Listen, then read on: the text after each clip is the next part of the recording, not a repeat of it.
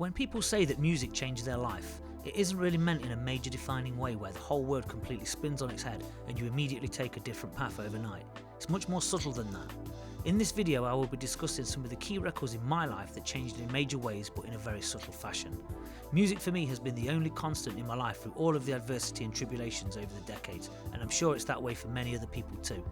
We remember these certain records much more vividly than others, but we attach ourselves to the memory of those songs, whether good or bad. My name is Rob Webster. I'm a recording artist under the name Rob Jan Webb and many others over the years. I'm a music production mentor, but most of the time I'm a music fan before any of those things. I hope you enjoy this video. So DJing for me and memories and music itself as a life-changing experience is something that I wanted to talk about for a while. So I'm going to do that in these videos and hope that they kind of resonate with some people and, you know, and get people talking and hope you enjoy them. Basically, music and record buying for me has been a 35+ year journey ever since I was a young kid. And what I wanted to do with these videos is discuss a couple of records per video and explain to you the memories attached to them and how they changed my life in very subtle ways.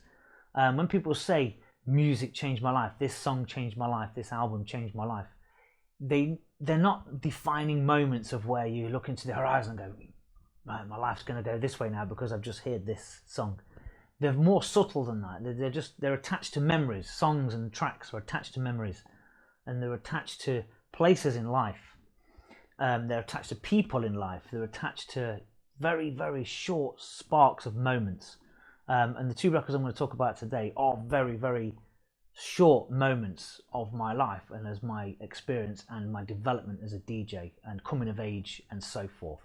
And the two records I'm going to talk about are Frankie Knuckles' The Whistle Song and Todd Terry Jumpin', the original version from 1993. Two completely different records, both house, but two completely different records. And the first one is this one, which is Frankie Knuckles' The Whistle Song. It came out in 1991 originally. This is the original promo, and I picked this up, which was almost brand new at the time, in mint condition, should I say, from a ex-DJ who was selling his collection, and I bought hundreds and hundreds of records off him for like £1 each in 1995. So by the time I bought this in early 95, it was already 4 years old. And I used to DJ at a club in Mansfield in England called Hot to Trot, and we used to have two rooms, and the bottom room was where the younger DJs like myself would play, and we developed our craft in there. And I would always get the set at like 5 a.m, the sunrise sort of set usually, 5 a.m, 6 a.m, something like that. So basically the DJ box where it was positioned in that particular room was right next to the fire exit.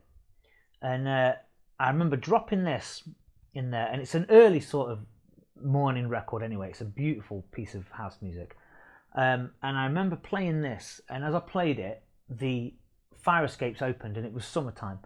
And I remember the light coming in from the daylight was coming in from the fire escape.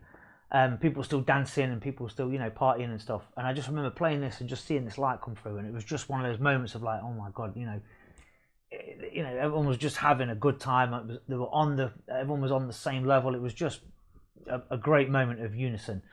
And so yeah, every time I hear that now, I picture those, you know, the sunshine, I picture the daybreak, I picture all those kind of things. So when I say it's a life-changing record, it's not a life-changing record where I've gone off into a different path. It was just a moment in my life, I was 18, so nearly 19. So it was a moment in my youth that just really when I resonated, and everyone on the dance floor was just at one. So yeah, that's quite a good memory for me, that record. And record number 2 that I'm going to talk about is Todd Terry Jumpin', the unreleased project part 4 on his own TNT Freeze label. Now, this came out in 1993 and became a hit, I think 3 years later, where he changed it and did a vocal. Now, the reason why I've chose this record as another life-changing sort of moment was because when this came out in 1993, this was an import, so it was imported from America, and it cost $6.99 in the UK, and that was a lot of money for a single. With it being an import, you had to pay all the import tax, etc. But anyway, when this came out, I first heard it at the Club Progress in Derby, and I can't remember who played it. It was one of the warm-up DJs at the time, and I'd only just started going to the club. So I was 16, and I was fresh out of school, and I started going to the club, and they played this, and on a sound system, on a really heavy sound system at the time, the record just erupted. It just erupted beyond belief, and it was the dirty sort of pounding beats that Todd Terry employed on this track were quite groundbreaking at the time, because everyone else was a lot more cleaner. The garage sound was a lot more cleaner. Not all, but a lot of it was. And Todd Terry had his own raw, rough, ready sort of sound, and it's properly emphasised on this record. And he samples Patrick Adams' classic under his music name, Keep On Jumping, which came out in 1978 or 79, I can't remember. And Todd Terry was the guy that opened me up to Patrick Adams. He was that rabbit hole I went down when I started discovering disco music. So kind of Todd Terry and this record sort of changed my life in a sense that they changed my direction in music, in which way I was going to kind of spend more time on. But also at the time, regardless of disco house, which this is, I was heavily into progressive house, I was into trancey house, I was into vocal house, etc.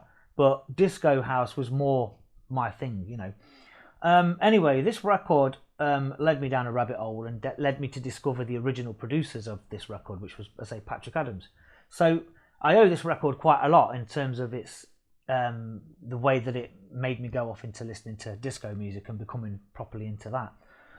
So yeah, that record, when I heard that on a sound system, it just blew my socks off. So obviously when I went back to work on the Monday at the record shop, I dug it out and I purchased it, and I've got 2 copies, I think, somewhere. But there's been a variety of versions of it over the years, but nevertheless, the original is the one. There's no better, finer mix. But it not only sampled Jumpin', Keep On Jumping by Patrick Adams, it's also sampled Boss Stitch by Yellow, which is a kind of a strange sort of 80s band. You'll know their stuff if you've seen Ferris Bueller movie or anything like that. All their songs are in that. But they made a song called Boss Stitch, which was sampled heavily by these kind of guys in those early days. I think it was a bit of a Paradise Garage anthem or something like that, or you know, it was quite popular in the mid-80s in the American underground clubs. So anyway, that's it. They're 2 records that changed my life in very subtle ways, but in quite, you know, interesting ways. So thank you for watching, and I'll see you in the next episode.